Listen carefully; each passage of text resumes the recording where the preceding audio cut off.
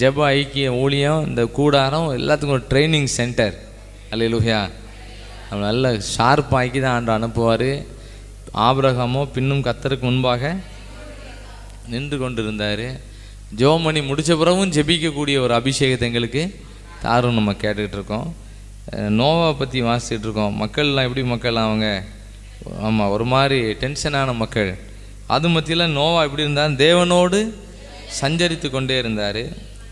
நீதிமான அந்த லெஃப்ட் சைடில் பார்த்தீங்கன்னா 5ஆம் அதிகாரத்தில் ஏனோக்கை பற்றி போட்டிருக்கு. 24வது வசனம் 5ஆம் அதிகாரம். ஏனோக்கு வாசி எல்லாம். ஏனோக்கு தேவனோடு சஞ்சரித்து கொண்டிருக்கையில் காணப்படாமல் போனான். தேவன் அவனை, இந்த 2 தேவ ஊழியரை வச்சு நம்ம எல்லாம் ஜெபிக்க போகிறோம். நம்ம கடைசி கால அபிஷேக ஜெபத்தோட போதனைகளே இதை வச்சு தான் என்ன பண்ணிகிட்ருக்கோம்,